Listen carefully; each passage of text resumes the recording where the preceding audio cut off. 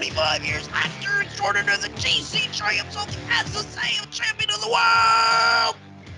Mr. J. Fuel, how you doing, buddy? Oh my God, it's finally somewhat cooled off here in Los Angeles.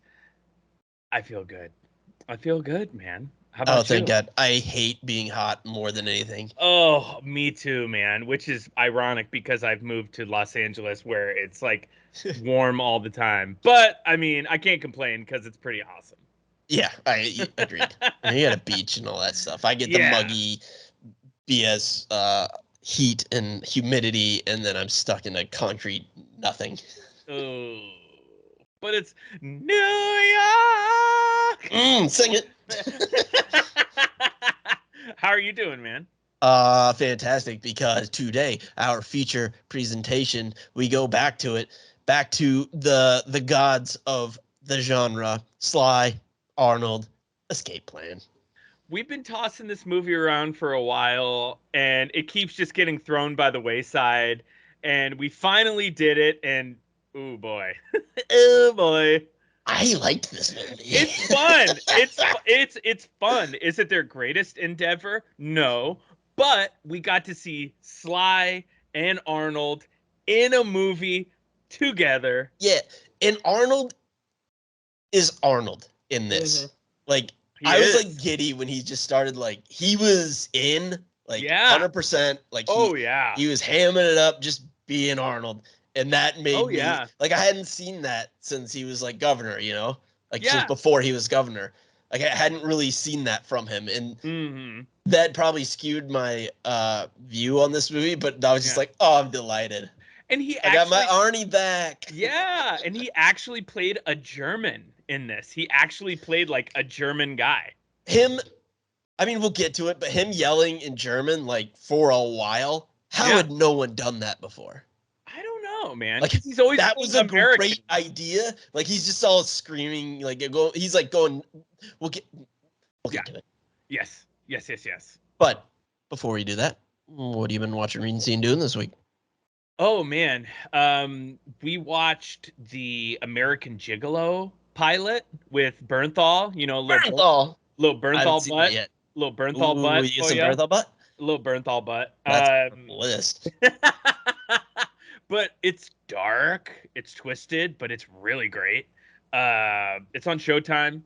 Highly recommend that. And then we watched the George Carlin documentary, the 2-part doc series on HBO made by Judd Apatow. I've been saving that. Like, I'm meaning to watch it, but I want to be in the right like mindset, like to appreciate it properly. And no like distractions or anything. It's fantastic. And just to see how fucking brilliant he was, and how ahead of his time he was. So ahead of his time. He dropped out of high school after the 9th grade. He had a 9th grade education. Yeah, that was back when like you'd start stand up at like 12. Yeah. I mean, you think about it, all the greats, Chappelle started at 17, Gilbert Gottfried started at 15. Like all these greats started super fucking young, and it was awesome. My first memory of Carlin was from Shining Time Station, where he played like the conductor. Like such a weird place for him to show up. Yeah, it's like when the Sopranos show up on Sesame Street. It's just like, who's this for? I think my first introduction to him was either Shining Time Station or Bill and Ted. Oh, Bill and Ted, yeah. But that was really good. And then we're recording this on a Tuesday, and last night were the Emmys, and Abbott Elementary won or was nominated a whole bunch. Have you watched that? We watched the first 3 episodes last night. It's fantastic. It's fantastic. It is so funny. It's so like well written, and that the main gal who created it and is in it, Quinta Brunson, I think is her name. I've remember her from like Vine and fucking random funny YouTube videos. So like she's been funny forever, and it's just nice that she's getting her like time to shine right now. Yeah, I was a little late to the party. Like I binged it a while ago, but I was still a little late because I just have a thing with anything network TV, I'm like, how good can it be? You know, exactly. Which especially network fair. Comedy. Yeah, it's just like on network sitcom, and like Hulu was doing ads for it, and it's like, oh, it's anytime a show's like, oh, it's the next Office, or I'm like, fuck off. I'm not even. I don't need another. No, it's not. It's like, just stop it. But yeah, it's really good. It's really funny. And the gal who won is the really Christian teacher on the show, like the older lady. teacher. Yeah, she's so good. Watch her speech. I got a little misty watching it because she's been working forever. She's like our parents' age, and she's been working forever. And she just talks about like, if you've ever had a dream, go for it. Kind of one of those like really emotional, inspirational artist speeches. Tony Robbins. Yeah. But yeah, it's just great. My favorite joke of that was when one of the guys like introduces his boyfriend to him, and they're all surprised, and like the principal goes, black, and he goes, it's actually pronounced Zach.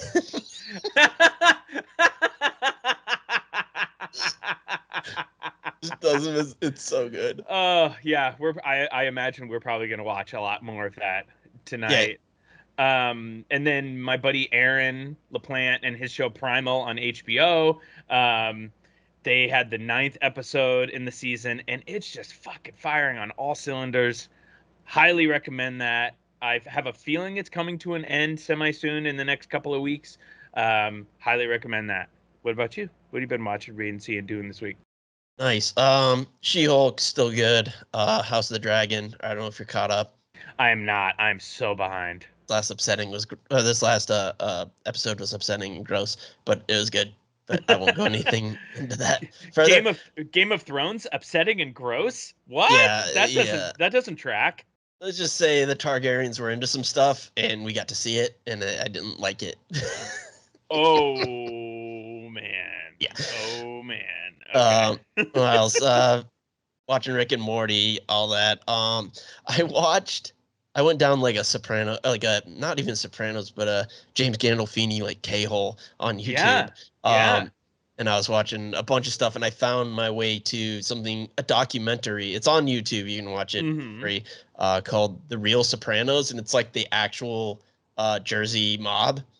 Whoa, that sounds cool. Yeah, it's only like 45, 50 minutes.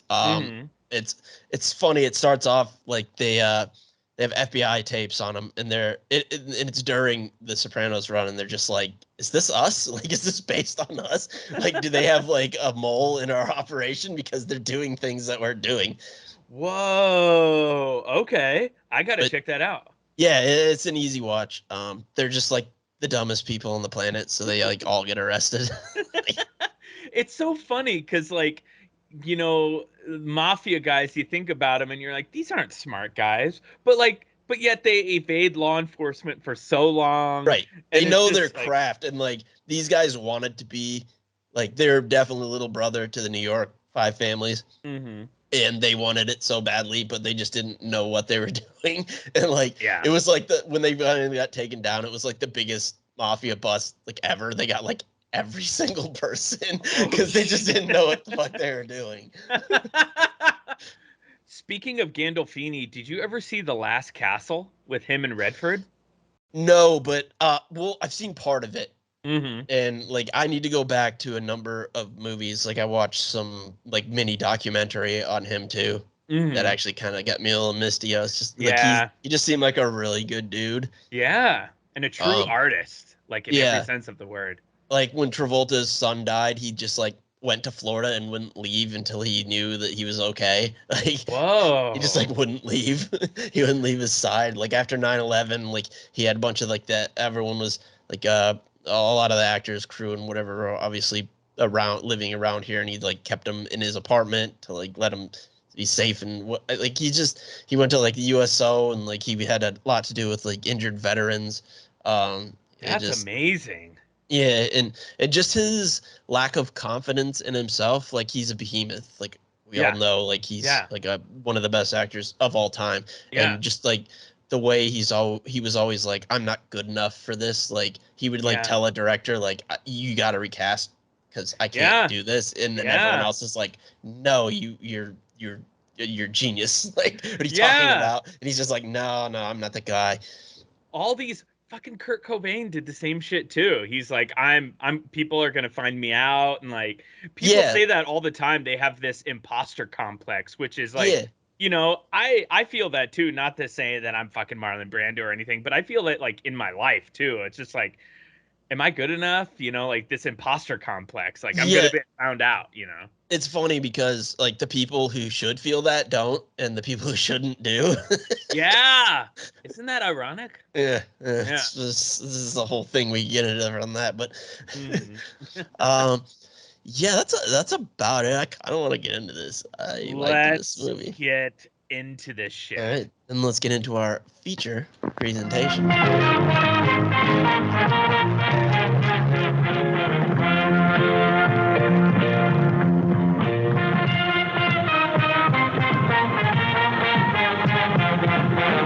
And now, our feature presentation. Escape Plan from 2013 to 50% from the critics and Rotten Tomatoes, a 55% from the audience, directed by Mikhail Hafstrom, starring Sylvester Stallone as Ray Bresson, Arnold Schwarzenegger as Emil Rottmeyer, Jim Caviezel, Jesus himself as Willard Hobbs, 50 as Hush, Sam Neill as Dr. Kyrie, and Vinny on the Juggernaut, bitch, Jones as Drake. And Amy Ryan too. There's a lot of Academy Awards nominations and awards in this cast. This cast is really good. How did they do this? I have no fucking idea. They like money, maybe. Like, this isn't let me first say, this isn't a bad movie. Like, when you brought it up, like we've been tossing around, like you said, and you're like, ew, like, it's not. I mean, maybe I just had really low expectations, but I mean, it's exactly what it's trying to be, and nothing more. I mean, everything, it moves at a clip. Everything makes sense. Hard quotes in the universe. Like, every scene happens because it's furthering the plot. Like, it's a well-made movie, and it's not a terrible script, and everyone in it's trying. Like, it's not a bad movie. It's not a bad movie. It's definitely not the worst one we've watched or on our show, or not even close. Yeah, not even close. Yeah, I agree. I think I went in, like, when I saw it at the time, I was like, bleh, whatever. But now, almost 10 years later, I have a little bit more perspective. I have a little bit more leniency with movies like this. And it's the first time we got to see Arnold and Stallone in a movie. Like, Yeah, like, for real. Like, I mean, I think there's like a cameo in like Expendables, but that like doesn't really count. And I could see going into this with that mindset, being like, I'm like primed for something great. Yeah. It didn't blow my socks off. It wasn't great, but it's a solid entry. Yeah. And they made 2 fucking more of them. I saw that. Yeah. And the second one has Batista in it. Oh, I love Batista. Oh, he's the best. He's the best. All right, let's get into it.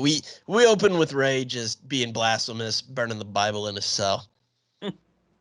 And drawing on the wall. Yeah, just being all weird. He then just starts like shanking people right and left in the yard. Yeah, because like some dude was gonna shank him, and then he's like, "Hey, I gotta let you know someone's gonna come in after you." So then he fucking shanks them, beats the shit out of him, does his Stallone like, ugh. Yeah, I'll check him first on this.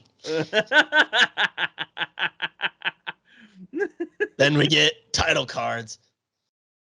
So he's like the beginning kind of confused me. I was like, is this gonna try and be something like pseudo intellectual, like trying to be smart, and you know, that's just not. My first vibes were that it was gonna try. It didn't really, because I didn't know what was going on at first. He's just like making spitballs in his cell. Like, I said the same shit. I don't know what he's doing. Yeah. And then outside the gates, like, Jackie O sets off a car bomb, and the fire department shows up at like immediately. Breakneck speed. Yeah, and then Ray just like gets in a van that has like vanity plates. It says like his name on it. It says Lucky Ray on it. Yeah. He just jumps on a car with 50 Cent, and I was like, what the fuck just happened? Because they don't show how he, like, they go back to it, but I was just like, oh no, it's gonna be like one of these. Like who cares about like logic or like he just got out. Like they do go back and explain it and like what's going on. But yeah, it did not start off strong. No. No. It's like, how long is this? Oh no. Yeah, it definitely could have been like a little bit shorter. Like 2 hours. It started to drag at some point, I feel. Yeah, I was a little unhappy when I saw the time on it. I was like, God damn it. But it once I got into it, it didn't feel that long. It didn't feel 2 hours, like which is one of the better compliments I can give. So yeah, then I'm still confused because they just like drop him off with some quarters, like, and he's still in the same clothes. And like they couldn't give him like any new clothes, and he like makes a phone call, cops show up, but that was like all part of it. Like he wanted to get caught and part of the plan. Yeah, because his job is, which doesn't exist, but it does in this world, which again, fine with. He just like gets put in prisons and then escapes and then tells like the people, like the warden and everybody, like where their weaknesses are, like how did I do this, like what you need to do to fix it so no one can escape. That's his like job, I guess. Hired by the Federal Bureau of Prisons, like what? Yeah, I don't know. And D'Onofrio, we got the Kingpin himself. Oh God, D'Onofrio, and then Holly from Amy Ryan. Yeah. Oh, she's great, and she's in The Wire too. She's like, that's just like, what? Yeah. Oh, and like, they're a really great actor when they could take like bad or like meaningless dialogue and make it, like full, like make it work. Yeah. And Amy Ryan, like, I believe everything she's saying. She was really very in on this movie. Yeah. Like, I felt like she needed more to do. Mm-hmm. I don't know what that would have been with the premise of this movie, and it just would have made it longer, which didn't need to happen. But yeah, like, it's not that the dialogue was bad. It's just the premise is fucking ridiculous. Yeah. But they were all like 100% in, like playing it serious, which for me made it work. Yeah, totally. So he meets with the warden, tells him all the shit they've done wrong, and lays out like how he escaped, et cetera, et cetera. Then after this, the CIA comes in and they're like, I got a job for you.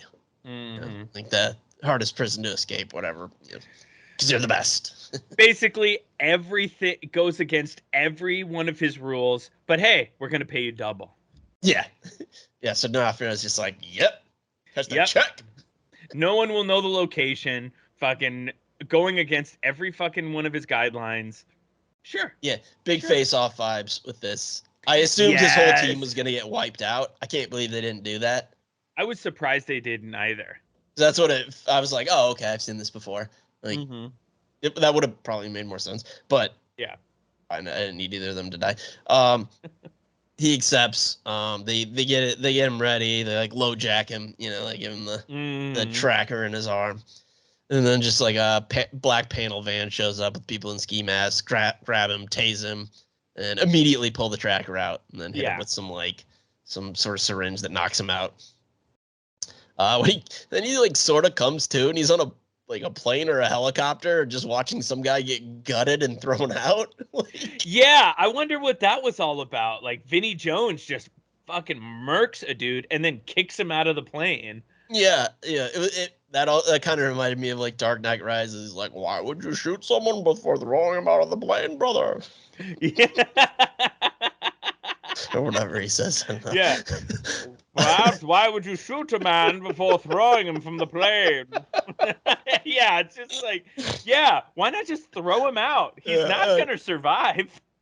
I don't know. And Vinnie Jones's getup, like, he's got like the SAS like tactical like turtleneck on the whole time, with like the patches, but then he has like these weird like Mad Max plastic like shoulder pads. Yeah. And he's just like, fucking knock him out.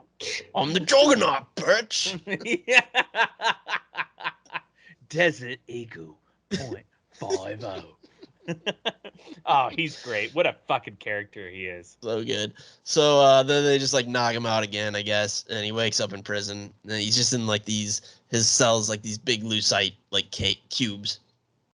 like Magneto's in like the first X-Men movie. Yeah, and I thought that was a cool like shot where they pulled back and it's just like these pods of like these almost like honeycomb clusters of these cubes up like elevated with like this like disco ball that like tracks them or something. It's like a camera or something. It's like floating disco ball. It reminded me of like the torture droid in Star Wars, but just had a camera on it. So he meets with the warden, Hobbs, Jim Caviezel, Jesus himself. He tries to use this safe word, but he's not having it. He's like, you think there's some type of like group of numbers that you could give me and you just get to walk out of here? Yeah, he has his extraction code. I mean, it says, well, what's your safe word? Mine's filibuster.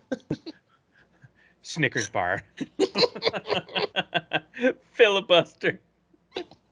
So, that doesn't usually come up in the bedroom. It's usually when you're going on long diatribes. Yeah, exactly. Yeah, while I'm ranting profusely. And then they say it, even though it's mine, because they just want me to stop. So he gets taken to like their version of the yard inside this contained prison, and they start messing with Ray, like the inmates do. It's like, you know, fresh meat kind of thing. New fish. Yeah. I'm not a fish. I'm a man. I'm a man. No, nasty Nate. I'm somebody's bitch. So he's starting to get messed with, and Emil Arnold shows up and makes him stop. And this is our scene read, too. Yeah, which is funny because I wrote the dialogue is super dumb, but god damn it, I'm just giddy watching Arnold be Arnold. I know. And I wrote that before I knew it was a scene read. I know. Because, like, they talk a lot throughout the movie, but, like, they don't really say anything. Yeah. And it's great. I love it. Yeah. So it'll be Arnie. I will be Mr. Sloan. Okay. All right. Ready? Mm-hmm. Porthos. Rotmeyer. Emil Rotmeyer. Really not much of a handshake movie right now. Okay. Your name, the Fourth Musketeer.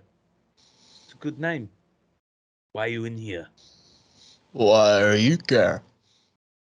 I used to work security for a man by the name of Mannheim. Victor Mannheim. Have you heard of him? Mannheim. Let me see. No. He's a genius. Really? He has this habit of taking from the rich and giving to the poor. You've heard that story before. I've heard that story before. Yeah. Now they're trying to find him. But I'm not going to help them. Okay. So fuck him. Right. Fuck him. Porthos, don't get killed in here. You say so. Last time they killed the guy in here, they left his body to rot for 3 days. And they canceled the prison dance. Wouldn't want to fuck up the prom.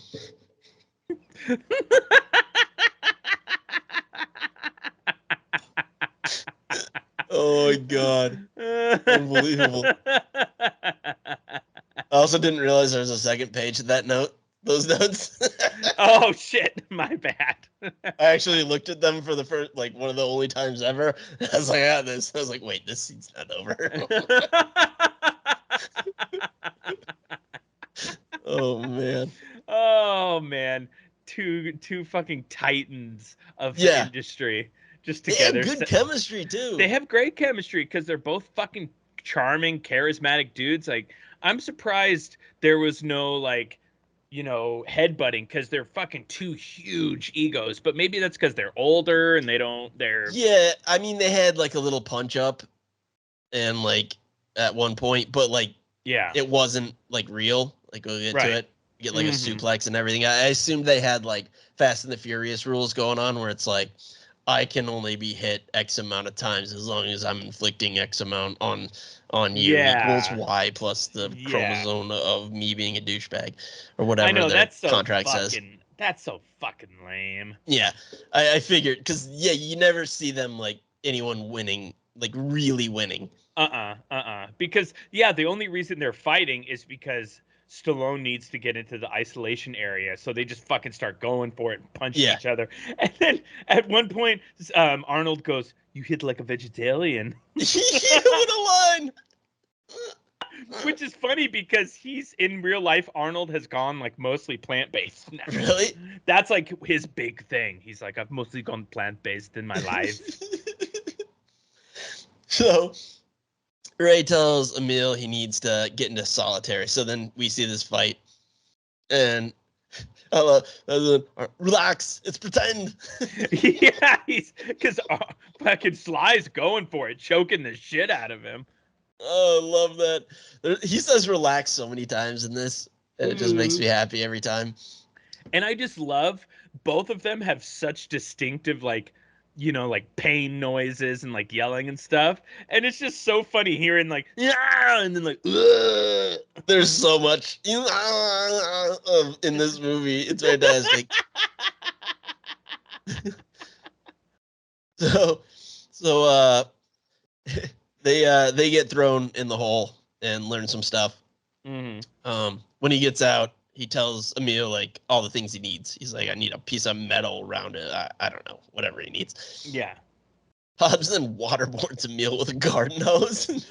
Yeah, holy shit. I don't know if this would work. I mean, yeah, it'd probably work, but like, why don't just like, I don't know. Yeah, that's not really how you waterboard someone. You got to put like a towel over their head. Like, I don't know, whatever.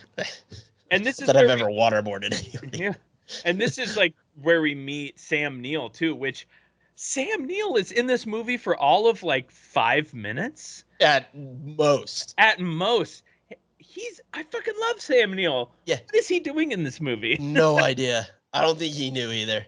Like, it's not that he wasn't trying, but he seemed confused of like, how did I get here?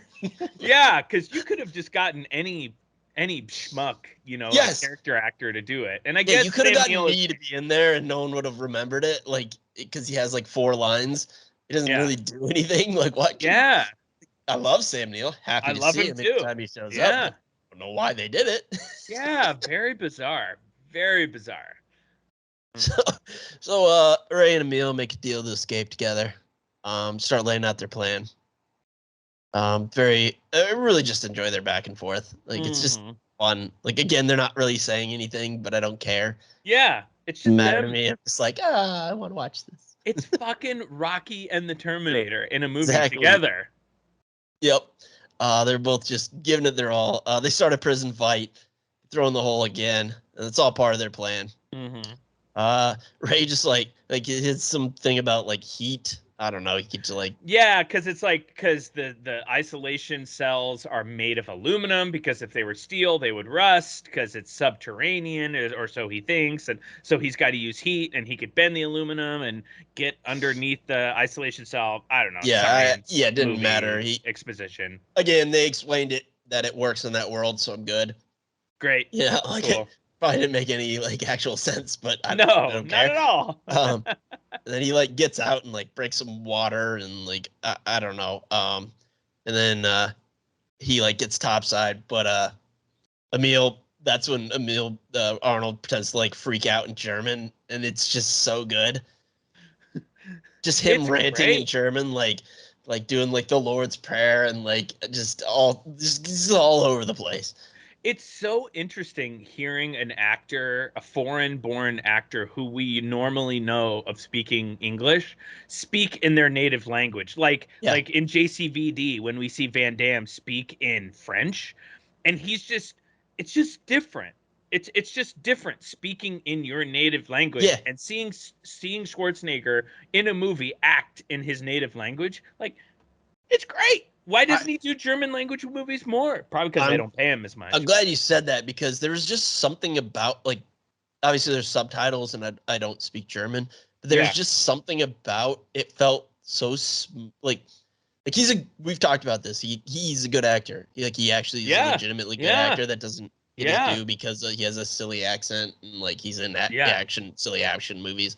But like, man, there's a fluidity and just like a cadence to it that just like made me want to hear more, even though I didn't know what he was saying. Totally. Like, I want him to be in more German language movies. I don't know if he has been. I assume not. I want to see him do like, because Verhoeven won't do Hollywood movies anymore. I want to see him do a Verhoeven movie out in Europe and just like in a different language. Whoa, that would be awesome. I just thought of that now, and I need that before I die, please. That would be awesome. That would be awesome. Did you see Tangent? Did you see Verhoeven's movie Benedetta?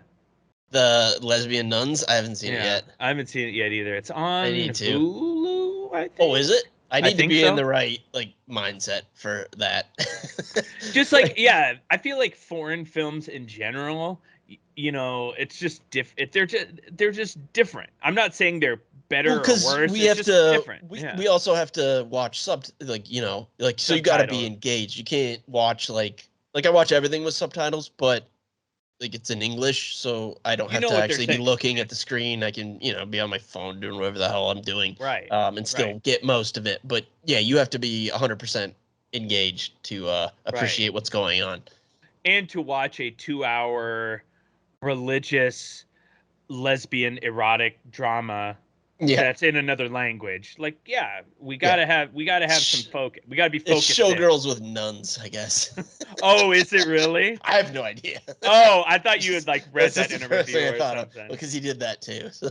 Yeah. I don't know. So, Ray gets back in his cell, I guess. But he gets out and he finds out they're basically on the Exxon Valdez, they're on some giant shipping container. Yeah. Mm-hmm. Or container ship in the middle of the ocean, of course. Yeah. And he had broken some pipe or I don't know. I didn't really understand how they couldn't. He did something to the camera, but I didn't get it, and then he. Yeah. I don't know. It doesn't matter. Sure, doesn't matter. He made it back in, and they didn't realize that he was out of there, and. Yeah, and it all starts flooding, so they have to take him out. And the whole plan was just for him to scout to see where they were. Mm-hmm. Mm-hmm. So they didn't know what was going on. We then learn Ray's boss is a traitor working with the warden. Mm-hmm. In cahoots. Yeah, or something about money. I don't know. Sure. I completely understand all that. It's just this Mannheim can do. He's you can shred the financial systems of. Okay. Yeah, I didn't really get. Now that you say that either, I was just why? What's the point of locking Breslin up forever? And I didn't see how that related in any way, shape, or form. Mm-mm. If he was we need to lock him up to make him be friends with Emil to get him to give up, because Emil was supposedly supposed to worked with Mannheim. So if that was the plan, but that didn't seem like the plan. Didn't seem like the plan at all. I was just we're just gonna lock this innocent dude up for no reason. Yeah, sure. Whatever, fine, don't care. Sure, yeah, it doesn't matter. Yeah, they're we will break him. Mm-hmm. And they start messing with him. All the guards are beating him, throwing him around, whatever. Wakey. Then we find out why Ray does all this. He was a lawyer. Can you imagine Sly in a courtroom? Objection. Ooh, objection. So he's a lawyer, but didn't they say he was an ex-con too? And they might have said he was a lawyer and he put a guy away for life, and then I guess the guy broke out and killed his family. So he does all this because he wants to make sure no one can break out again. It's really contrived and stupid and silly, but fine. Sure. Yeah. I don't know. It doesn't matter. Then Ray starts breaking down the guards' patterns. He's they have them on shifts that can't be tracked, but like human beings have patterns. See, I like little things like that. Yeah. Oh, of course. It's like, oh yeah, that makes sense. Like there was some thought into this. Like there's a lot of nonsense, but there's still little like you can have a whole thing of nonsense, but you have like nuggets of reality you throw in there, and I'm like, okay, I'm with you.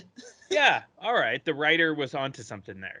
Yeah, I do like when they're like talking about the fat guard, and Arnold's just like, that was like my first girlfriend. Oh, gee. And Sly, just being a buddy, he goes, nice. Like that was a good friend thing to say. Like he could have just been like shot him down, like made fun of him. He's just like, cool, man. Nice. Ooh, nice. I really enjoyed that. Yeah, it's such a tiny little thing, because he should have just been like. They're becoming buddies. Yeah, I enjoyed that. So yeah, he starts clocking all this, whatever. He wants to. He's like, the doctor's like the key.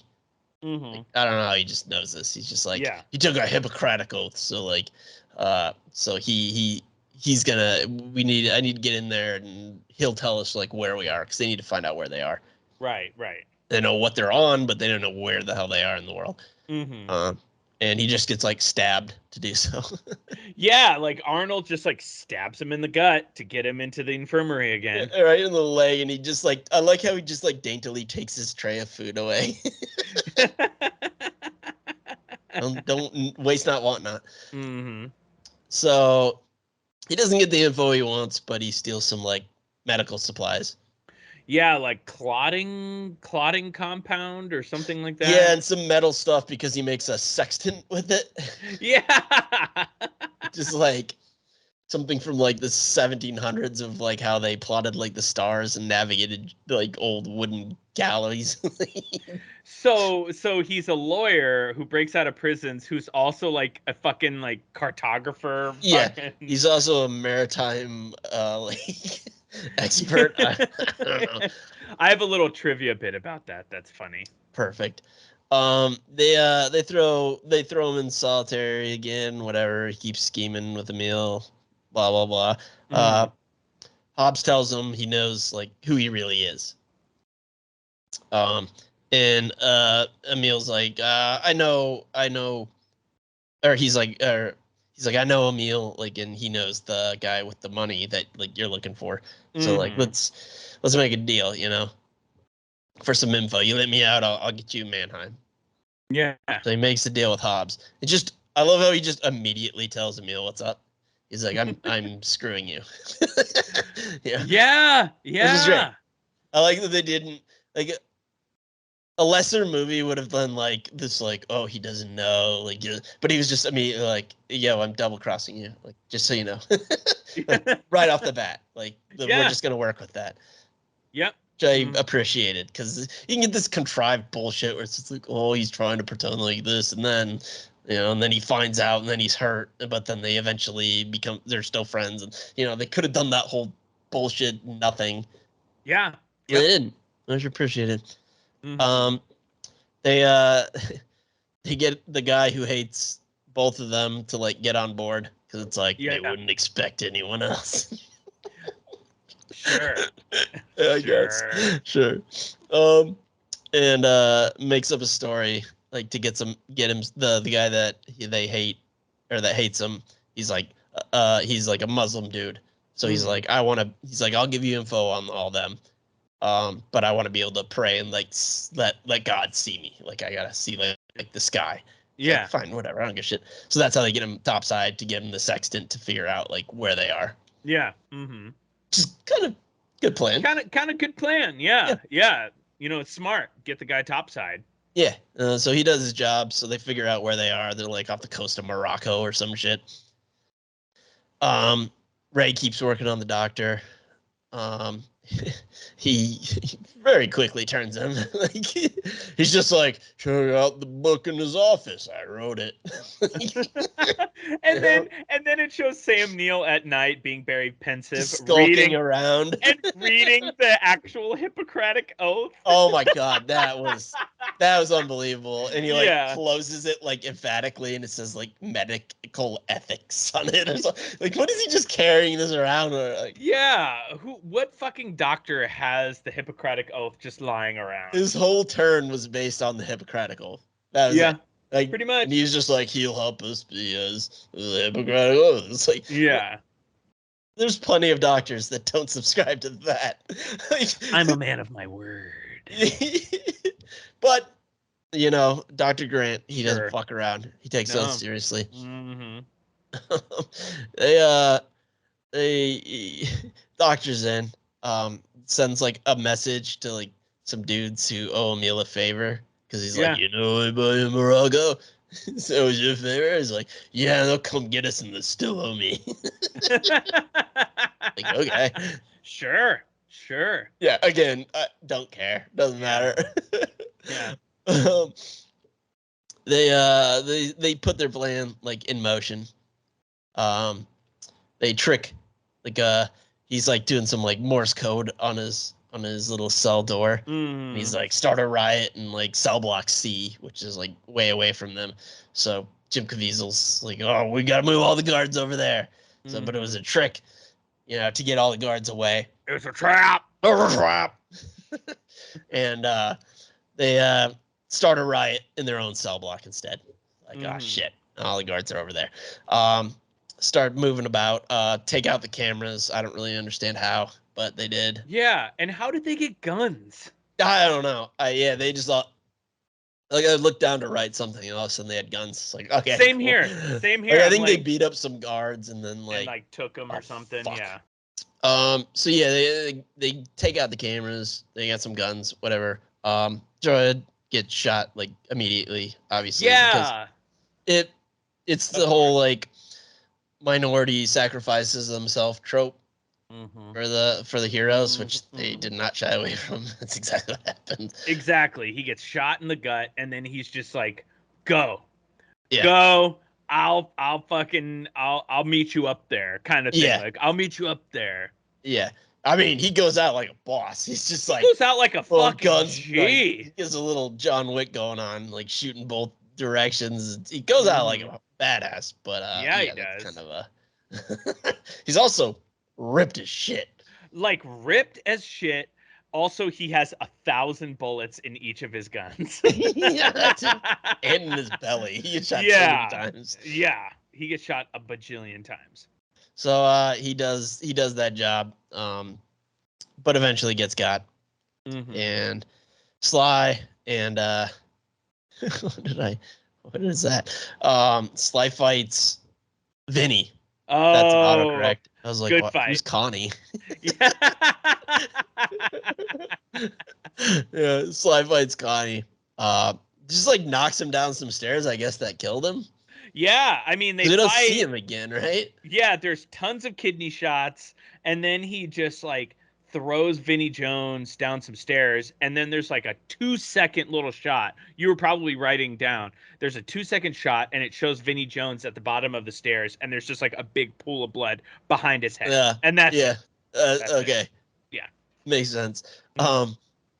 Ray then gets to the engine room with this is a laugh out loud funny fight with a guy in the engine room. Just a guy with a wrench. He just like hits him like once. Like you think it's gonna be this whole thing, and he's just like pop. This guy's like, I got this. Yeah, he grabs a big ass wrench. And don't do it. All of a sudden, boom, done. Out. Yeah, and it just was over immediately. One punch. Well, he shuts down whatever the hell he needed to shut down. Excuse me. Emil's boys show up in a helicopter, and Emil's boys are like on point. Oh, fucking gangsters! Like just like with a big 50 cal machine gun, just blowing. Yeah, they're just blowing everybody away with machine gunning the bridge, like all over the place. Emil gets topside. Ray, he's still in the bowels. He kept talking about Plan B. Emil gets to the chopper. He gets to the chopper. grabs an M60, starts like hip firing, mowing everybody down. It's fantastic. Fucking badass. And of course they slow it down as he like pulls the gun around. It's like so good. Ray had like flooded some chamber. I don't really know. Yeah, really it was some like water fuel conservation tank or something. I don't know. It seemed like basically he was in like the septic tank of the ship that they just like shoot out, you know? Yeah. Because he just gets fired out like a torpedo.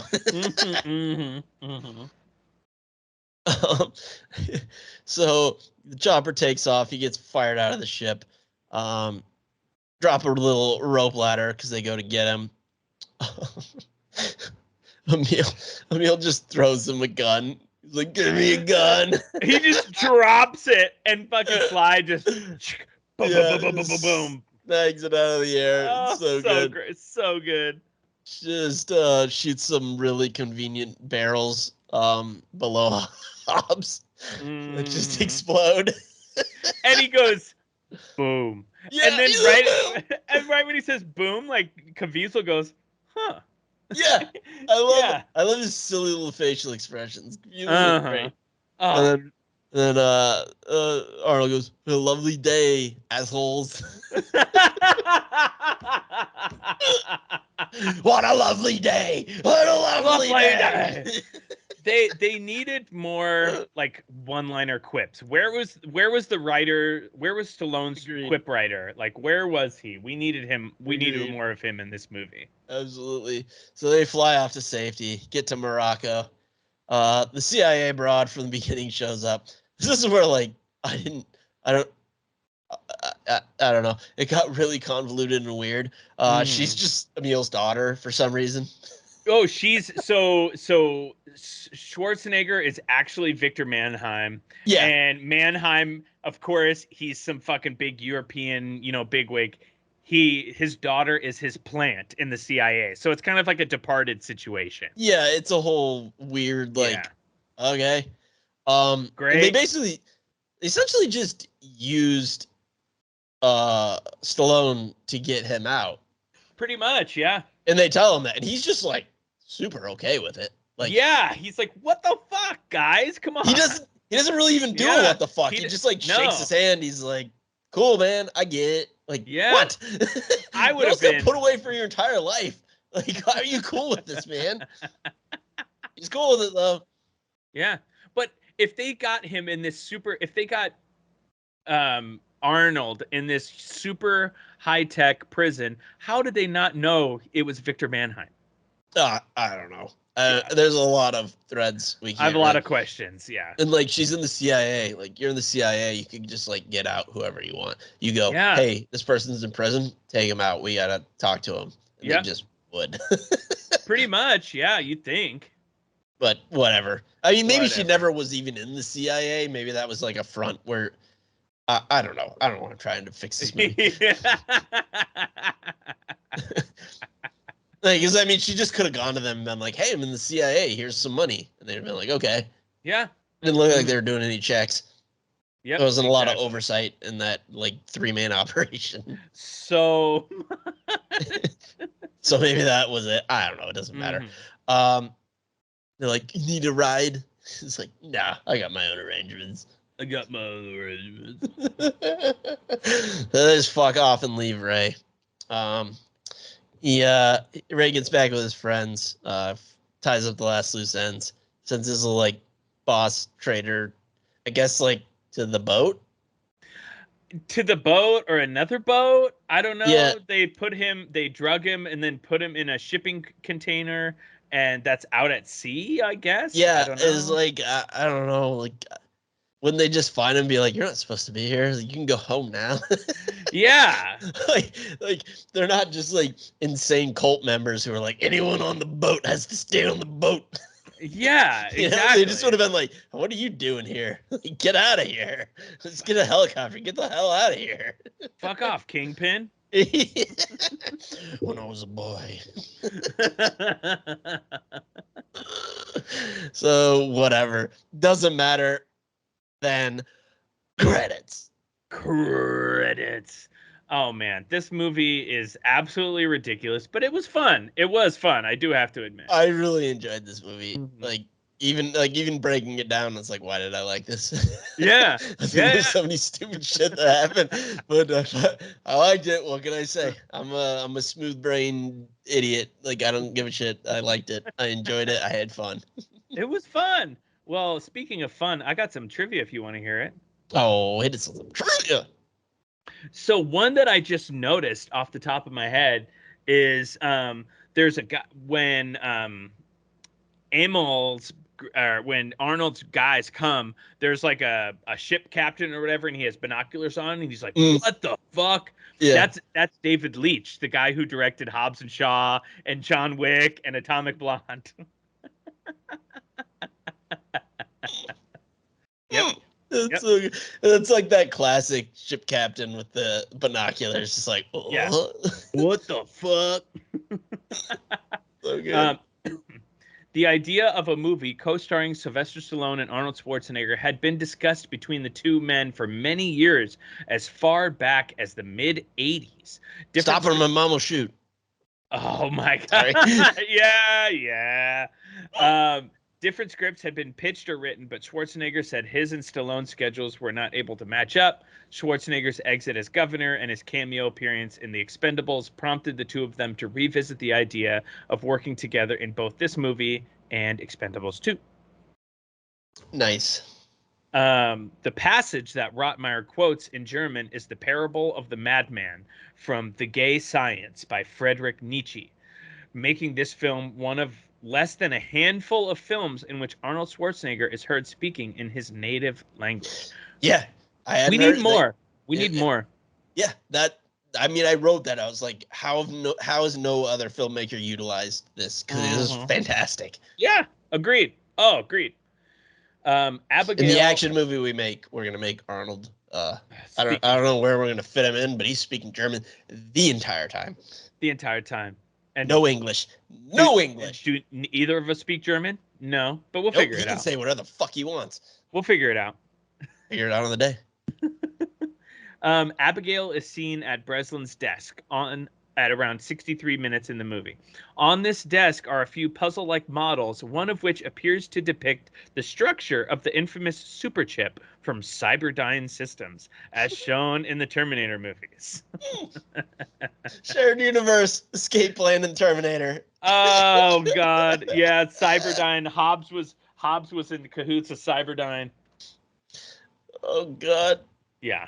The character Ray Breslin, played by Stallone, is presented as a sort of quagmire when it comes to his profession.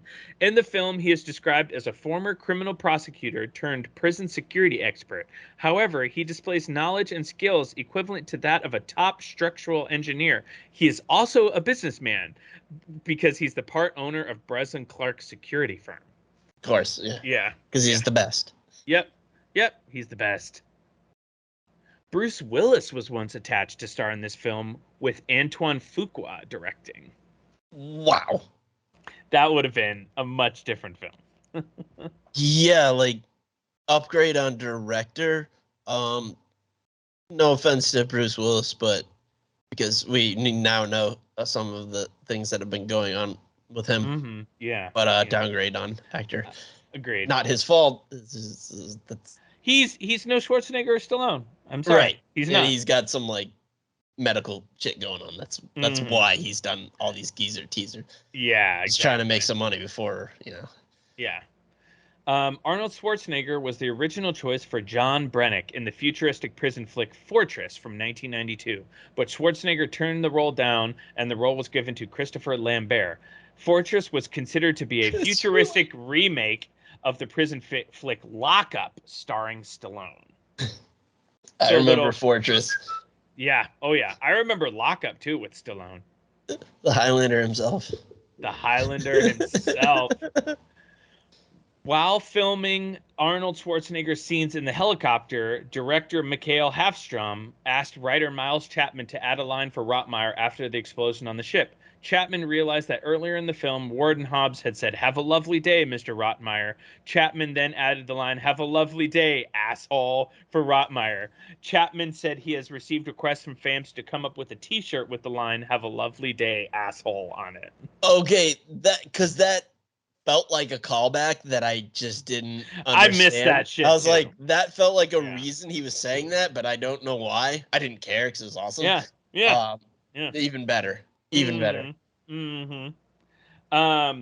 So Stephen E. D'Souza, who you might consider as like the greatest action movie film writer ever, stated the Commando 2 script for Arnold Schwarzenegger was a lot like this film.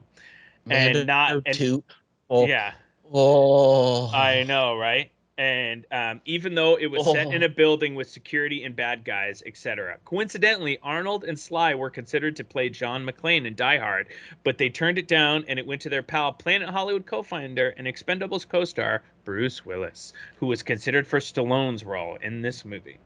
I didn't know a Commando 2 was ever even on the table, and now I want that more than air to breathe. Yeah, I bet the script floating around somewhere online. I want to write Commando 2. Yeah, or just reach out to old Stevie D'Souza and have him send it to you. Yeah. Oh yeah, just read this. Yeah, please. Oh my god. So last but not least, I couldn't find a body count, but this was a fun fact to end on. There couldn't have been a big body count. No, hardly any. Like 3 people die. Yeah, exactly. And even on IMDb, it says interesting twisted fact. In a reversal of roles to a certain extent, Jim Caviezel earlier played Jesus in The Passion of the Christ, and Sam Neill earlier played the spawn of Satan in The Omen 3. And he was like possessed by the devil or something in Event Horizon. Yeah. Oh yeah. I love that movie, by the way. I've only seen bits and pieces of it. I've never seen it all. We'll have to have like Aaron or our Swedish friend on for something like that, because it's kind of horror, but there's some action in it. Yeah, I'm down. But that's it for my trivia. Oh man, that's great. I love it. What are we watching? Like this movie. Oh, this was a lot of fun. What are we watching next week? Coming up next week, we have the second installment in the Nolan Batman trilogy, because we don't do anything in any sort of order. We've done the third one. So we're doing the second one, The Dark Knight, and we're going to have our Chicago friends join us. Nice. That'll be, oh man, I haven't seen that movie in a long time. I feel like it's in my top 5, definitely, and I like to watch it every couple of years, I would say. I woke up in the middle of the night last night, and like I couldn't get back to sleep. And I just was thinking, I don't know why, I was thinking over and over about that beginning scene. Oh, it's amazing. It's incredible. But I was thinking about, like, if I was one of those guys and I was told to, like, shoot the other guy, I'd be watching my back after that. Fuck yeah. Fuck yeah. Like these idiots. They're fucking lowbrow criminals. I know. I was going through all this like mental gymnastics of like, well, I guess maybe they weren't that smart, but like they're like breaking into safes and like rerouting phone calls. Like, so they have some intelligence. So maybe they're just greedy. Maybe they're like, I was trying to like rationalize. Yeah. I was clearly didn't work out for him. I was up for like an hour and a half thinking. That's how I spend my time. From like 2:30 in the morning to 4. That's what I was doing last night. I wondered how I spend my evenings. It's thinking about the important stuff. Yeah, exactly. Oh my god. Oh man. Well, that was fun. Anything else you want to add? That's all I got. Why don't you hit us where you can find us? You could find us at www.actionmoviebookclub.com. You could also find us on Twitter at ActionMovieBC or on Instagram at Action Movie Book Club. You can also find us on YouTube and the TikTok. We've been posting a lot more on YouTube and TikTok. We've been posting clips from the show on TikTok and YouTube, as well as the full show video and sound included on YouTube. So check that out if you want to see our faces while we talk at the same time. Oh, yeah.